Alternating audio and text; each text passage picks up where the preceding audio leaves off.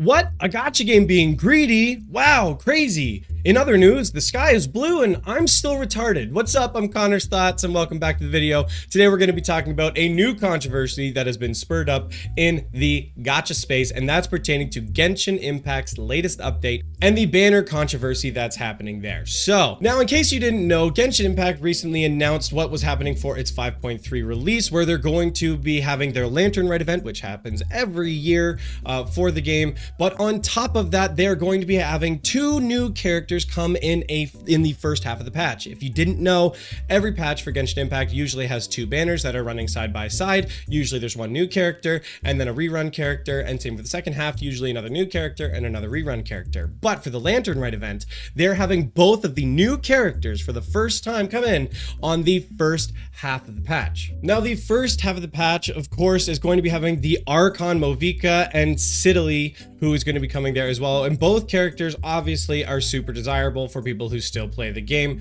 especially Movica being an Archon. Archons are generally big patches. It's usually like a focal point patch that a lot of people are saving for. And then it seems like to try and really force players into a position of spending, they're having Sidley come at that time too. She's another very popular character that people were expecting to save and pull for. This has really been rubbing a lot of people the wrong way, as it seems like another step, just another step in the direction of like making these gacha games even more predatory. Look, if you walk into a gacha game, you are walking into a slot machine. I'm just gonna make that clear. I'm not gonna go out here and say gacha games are the best monetization model. I understand in a free-to-play game, you gotta find your way to monetize it. So there are pros and cons to it, but there's also risk factor when you're coming into a game that basically has gambling as its central mechanic for progression. Let's be real, that's what happens when new characters come. You gotta spend, you gotta do that, or you gotta play and spend your time and invest and save so that you can try and avoid actually spending, dollars from your bank account. But at the end of the day, you're going to need to be investing in some way.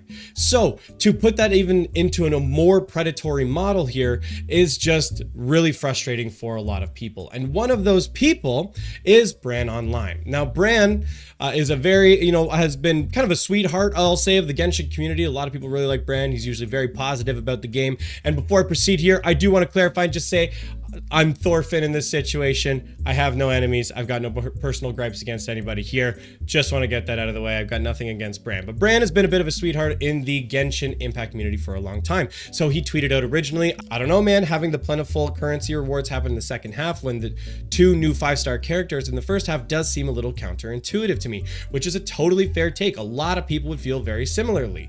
But he got a lot of negative feedback and a lot of people criticizing him. And so he responded. It's always been like that. It's for Chinese New Year. It makes sense. Guys, I know all that. This is the first time two new characters are in the phase 1, and pretty much all of the rewards for the Lantern Rite are in phase 2.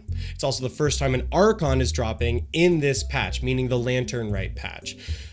Just saying, feels not so good. Again, totally a fair take. I actually pretty much completely agree with him here. I think to compound those two things is very negative, and I think it's very anti-player, and you can tell this is just, again, another step that Hoyoverse is taking to milk every dollar they can out of their player base, which just always rubs me the wrong way. Again, I understand you gotta make money when you're making these games. It's not a charity, and it's a free-to-play model, so they gotta do that in some way, but they just make it in the most predatory form, and it seems like they're constantly doing that. And there's been a lot of people who have been complaining over that for years. And of course, this brings out Tectone. Obviously, Tectone, the arch enemy of the Genshin community, had a comment to say on this. And he's been somebody who's been very vocal in advocating for, criticizing the games and the developers when they do these moves. But the thing is, for a long time, a lot of the Genshin community has just been happy to take it and walk away with it and just to swallow what's ever been given to them. That's one of the reasons why I left. I hopped off in the end of Sumeru, popped back briefly for Fontaine, and just like, I just can't do it anymore. I just can't come back in. He came in with the criticism because, look, he's beat a dead horse. He's said enough about, Genshin Impact and Hoyoverse that they're the same. It's the same company. They're doing the same thing over and over again. So he's calling out Bran by saying content creators that complain that they're unhappy with Genshin and complain about it, how predatory it is. And then immediately C6, the newest unit they were complaining about from the very same predatory new business practice.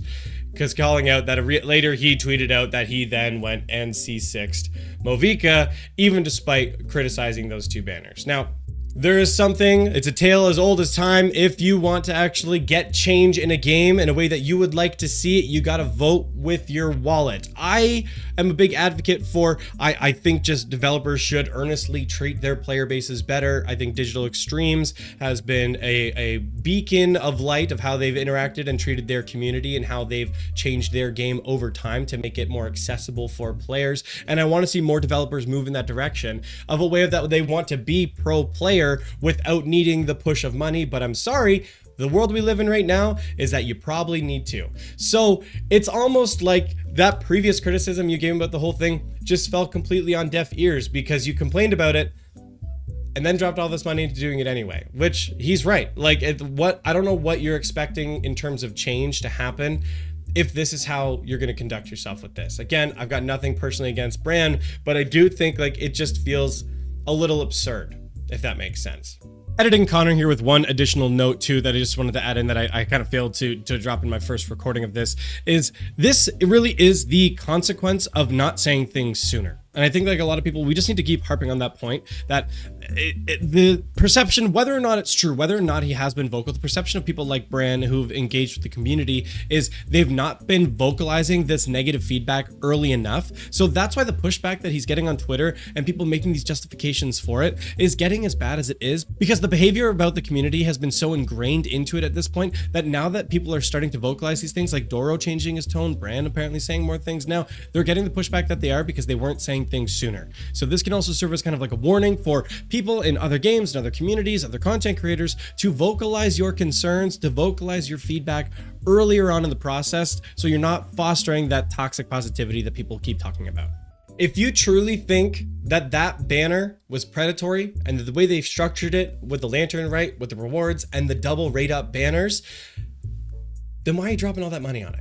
And I you know, and I have some degree of understanding here of like, you know, you're a content creator, get that bag, you want to make that money. Like, I understand, but at the same time, it can basically make your whole point seem worthless, or like any of the criticism that you've just given, like it doesn't even matter because you've made this complaint and then proceeded to completely proceed as normal. And now what you've just shown the company is, oh yeah, we can do this and we can get away with this. And we're probably going to make even more money now. Because, you know, people are willing to just, oh, I got the FOMO, don't want to miss out. Guess I'm going to get both the characters or drop some money on it. So, look, it's just a classic case of the Genshin community being the Genshin community again. If you want to see change in your game, you got to change how you're spending habits. You got to change how you're playing it. That's really all it comes down to. So, my PSA to Bran, or anyone who feels similarly to Bran in this case, if you're really upset about it, at least skip one of them. If you've got currency already saved and you want to pull on it, fine, go ahead. But I would suggest avoiding spending more money on it if you want your voice to be heard, at least at all. But I'm going to tell you what, it's not going to change anything, because we've seen the attempts at boycott Genshin in the past. We've seen other attempts that people have been making and trying to make that change happen, but it's not happening. But, you know, that's what it is.